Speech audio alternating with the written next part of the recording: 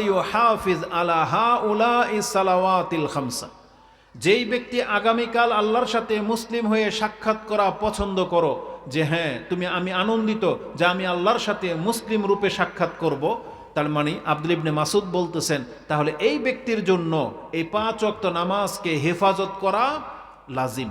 সেজন্য 5 ওয়াক্ত নামাজের হেফাজত করে। শুধু বলা হয় নাই যে তুমি 5 ওয়াক্ত নামাজ পড়ো, বরং বলা হয়েছে তুমি 5 ওয়াক্ত নামাজের হেফাজত করো। ইউনাদা বিহিন্না হাইসু ইউনাদা বিহিন্না, বলা হয়েছে যেখান থেকে তোমাকে ডাকা হয় বা যখন ডাকা হয় তখন তুমি নামাজ আদায় করে 5 ওয়াক্ত নামাজের হেফাজত করো।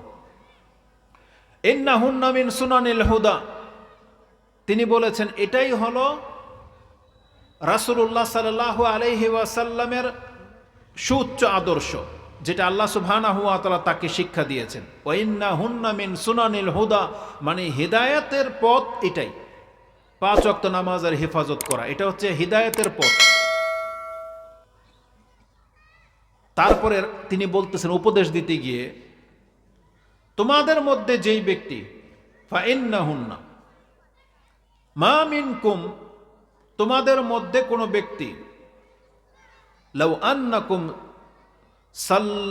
সাল্লাইতুম ফি বুয়ুতিকুম কামা ইউসাল্লি হাযাল মুতাখাল্লিফিনা ফি বাইতিহি, আমাদের যুগের লোকেরা যারা পেছনে থাকতো তারা যেমন ঘরে নামাজ পড়ে, মসজিদে আসে না, ওয়াক্তের খবর রাখে না, তোমরা যদি তাদের মতো হয়ে যাও লাতারাকতুম সুন্নাতা নবীকুম, তাহলে তোমরা তোমাদের নবীর আদর্শকে তরককারী ব্যক্তি হয়ে যাবে।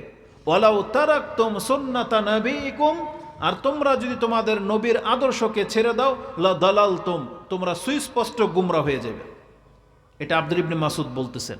শুধু নামাজ পড়লেই হবে না, নামাজকে হেফাজত করতে বলা হয়েছে এবং এর জন্য মসজিদ বানানো হয়েছে, এর জন্য জামাতের ব্যবস্থা আছে, যেটা রাসূলুল্লাহ সাল্লাল্লাহু আলাইহি ওয়াসাল্লাম তিনি সর্বদা এটাকে কায়েম করেছেন।